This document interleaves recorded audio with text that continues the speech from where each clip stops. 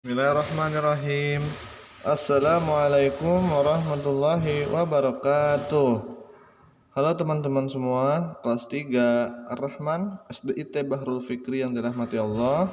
Pada video ini Pak Raihan mau membahas bab baru di pelajaran fikih.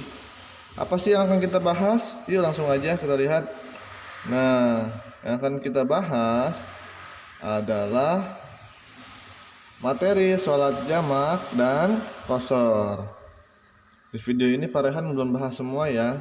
Jadi nanti setelah video ini di hari berikutnya ada video lanjutan. Kita lihat yang pertama, sholat jamak. Sholat jamak. Apa sih sholat jamak? Sholat jamak adalah sholat yang menggabungkan dua waktu menjadi satu waktu. Itu sholat jamak ya. Jadi menggabungkan dua sholat waktu menjadi satu waktu. Nah, sholat jamak dibagi menjadi dua. Ada apa aja? Ada sholat jamak takdim dan ada sholat jamak takhir. Yang pertama, sholat jamak takdim, yaitu menggabungkan dua sholat wajib pada satu waktu yang dilaksanakan waktu sholat yang pertama. Maksudnya gimana Pak? Contoh, tadi kan sholat jamak itu kan menggabungkan dua sholat menjadi satu waktu. Kita ambil contoh, zuhur dan asar. Boleh tidak dijamak? Boleh. Nah, kalau pakai jamak takdim, dilaksanakan waktu sholat yang pertama, berarti dilaksanakan pada waktu zuhurnya, karena zuhur yang pertama. Jadi jamak takdim untuk menggabungkan zuhur dan asar, berarti jamak takdim dilaksanakannya pada waktu zuhur. Nah, yang kedua ada jamak takhir. Nah, sama dia menggabungkan dua sholat wajib pada satu waktu, tapi dilaksanakannya di waktu sholat yang kedua. Berarti kalau zuhur dan asar digabungin, berarti kalau jamak takhir dilaksanakannya di sholat asar. Paham ya? Itu dia jamak takdim dan jamak takhir. Nah, selanjutnya kita lihat nih, sholat jamak hukumnya mubah. Apa itu mubah? Boleh.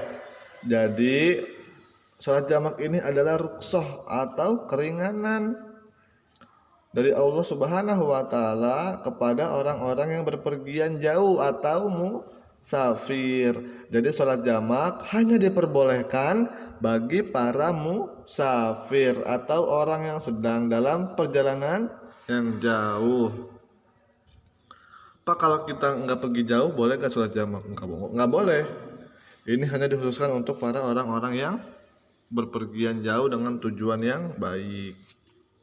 Kalau teman-teman cuma pergi ke sekolah doang atau ke warung, tahu-taunya gabungin sholat asar di zuhur gitu, nggak bisa. Itu bukan musafir namanya ya. Nah, tadi udah kita bahas sholat jamak. Sekarang ada sholat qashar. Ayo, apa namanya? Ada yang tahu gak sholat qashar itu apa? Kalau tadi jamak menggabungkan dua sholat dalam satu waktu, kalau sholat qashar ada yang tahu gak? Nih, sholat qashar artinya ringkas. Berarti sholat qashar adalah sholat yang diringkas jumlah rakaatnya. Pak, kok kan rakaat kan udah ditentuin sama Allah Pak, kok bisa diringkas-ringkas sih? Ya, kembali lagi dengan syarat dan ketentuan yang berlaku. Jadi ini tuh sholat qashar itu bagi para musafir yang berpergian jauh. Kalau kita yang nggak kemana-mana, yang diam di rumah, ya kita nggak boleh untuk mengqashar ya. Dan sholat yang boleh diqashar atau diringkas hanya sholat yang jumlah rakaatnya 4, yaitu zuhur, asar, dan isya ya. Lalu apalagi sih tentang sholat qashar itu?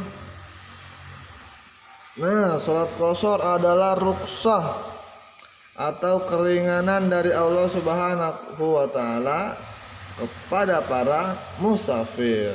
Ya, kembali lagi ini adalah rukhsah atau keringanan. Ya, atau keringanan. Nah, yang ketiga, Sholat qashar bisa dibarengi atau digabungkan dengan sholat jamak.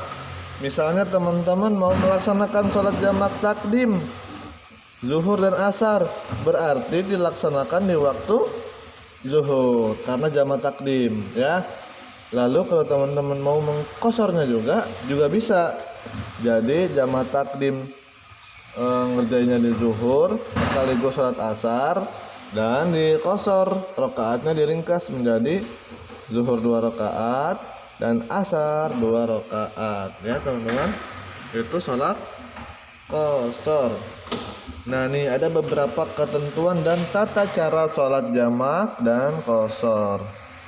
Yang pertama, harus diawali dengan niat sholat jamak dan qashar.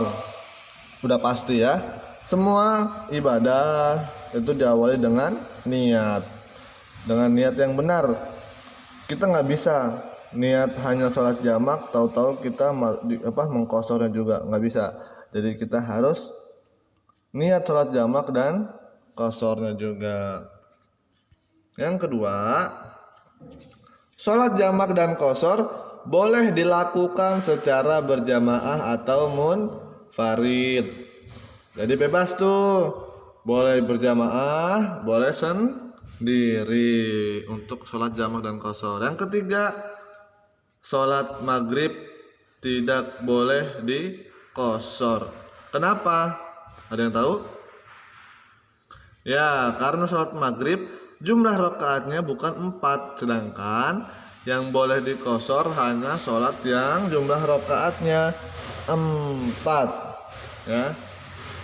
Selanjutnya, sholat subuh tidak bisa dijamak dan diqashar.